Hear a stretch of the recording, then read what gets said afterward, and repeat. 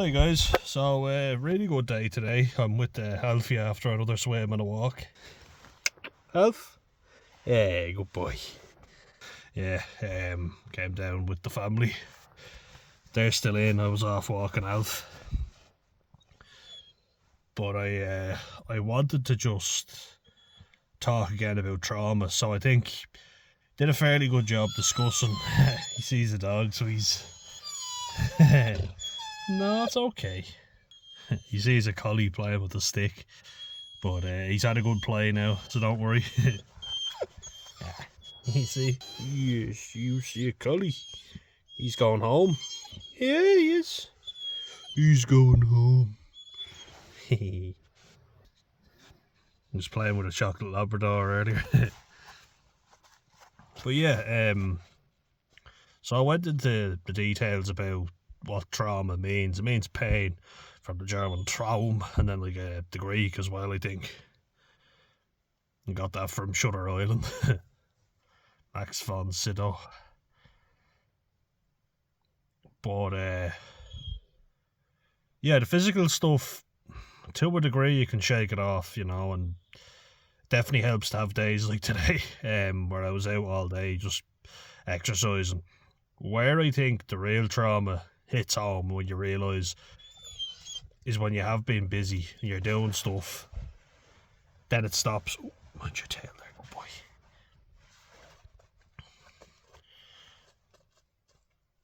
And it's stuff that you didn't even realise, you buried it down, you know, and it's funny because I'm watching Supernatural at the minute, and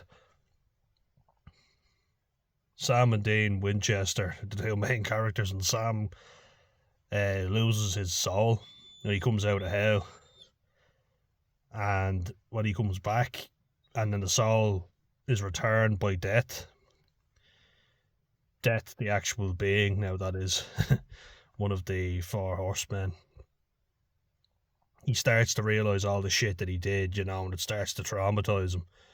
Keep saying Lucifer. Yeah, it's alright. Lucifer's not real. We hope. But the main point is it's stuff that he actually did, and Gabor Mate talks about trauma as well and why it leads to addiction. I never really understood addiction before, you know, but now I do. I've gone through it myself. Yeah, luckily you never will. Beautiful boy. It's alright, it's alright.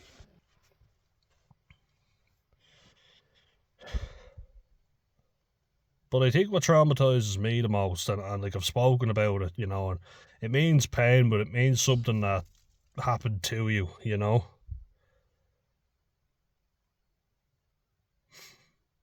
I think you're more haunted and you feel guilt over shit that you did, you know. Guilt is something that you actually do to somebody else, you know, or something you failed to do. It's alright, relax, Alf. You've been in, you've had a good walk, you've been well looked after today. Yeah, I was in the vet with him yesterday. Oh, the rest of the family won't take him in. My brother says it's too traumatising, yet he's the one that overfeeds Alf. I'm the one that has to be cruel.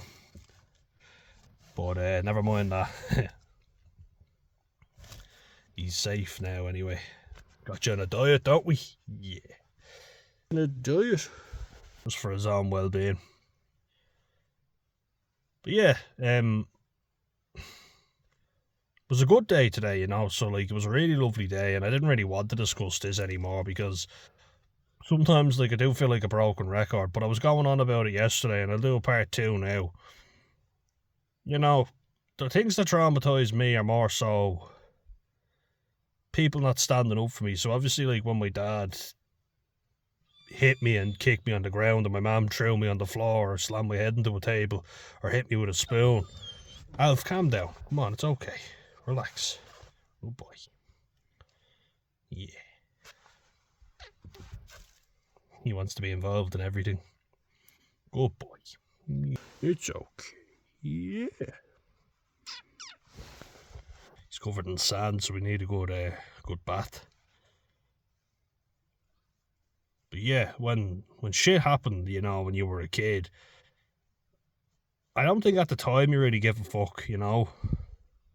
It's afterwards, you know, so that's what they call it, PTSD. And CPTSD, complex post traumatic stress disorder, is more than one event. You can't really pinpoint one, you know, and I talked about that, but go into that in a bit more detail. So, when loads of shit happens,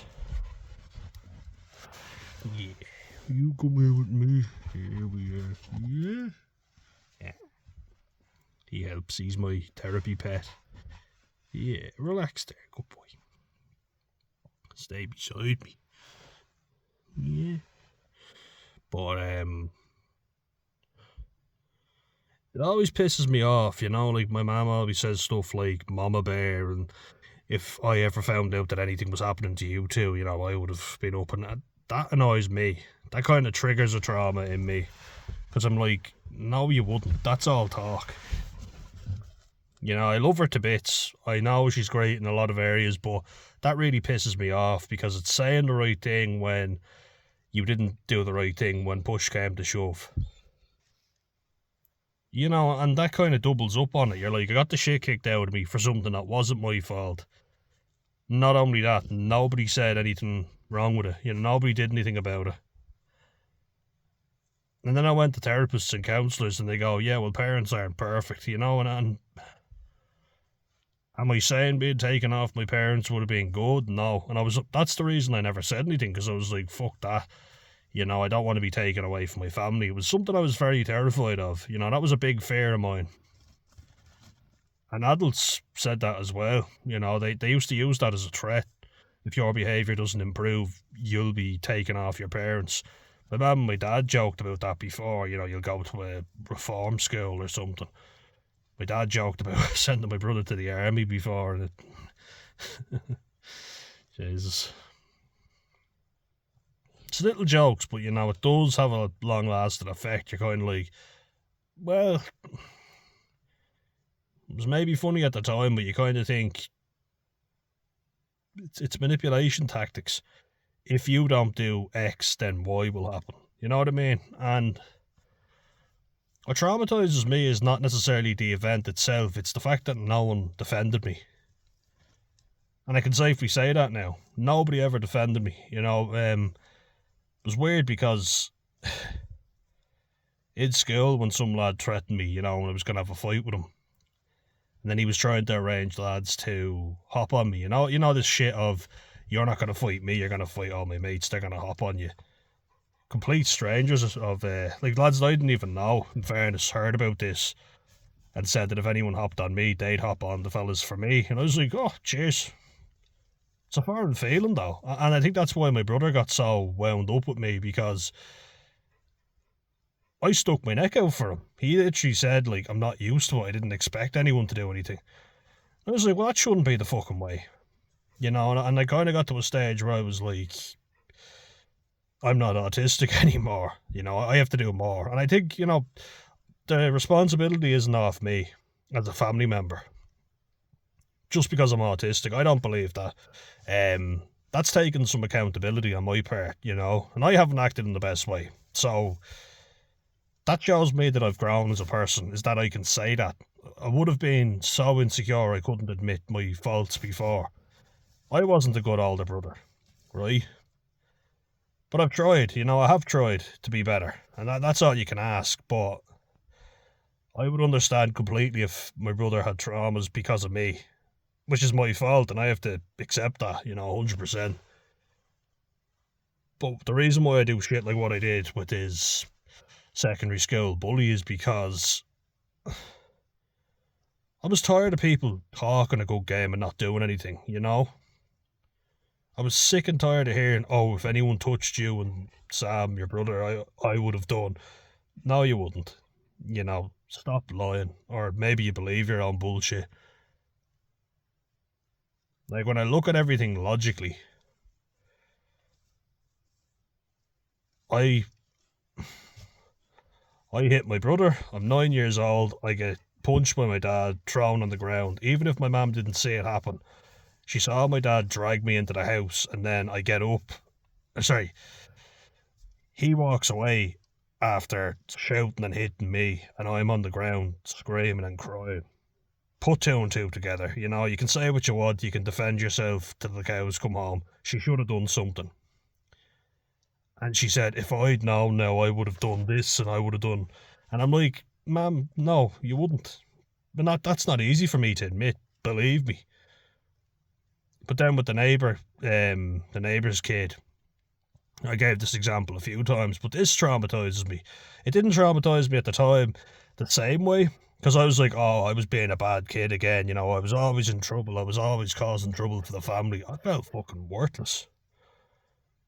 Like, I punched the shit out of him and kicked him in the face, and I went fucking apeshit. But then you look at what happened before.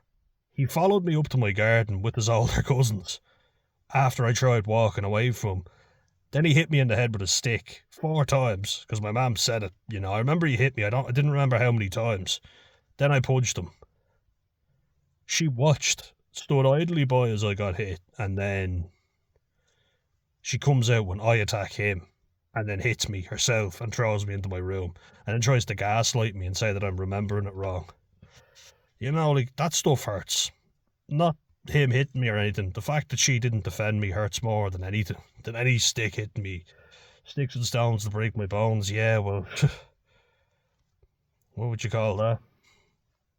You know, it's not easy. That's trauma. You know, feeling worthless that you weren't defended and not worth defending. You know what I mean?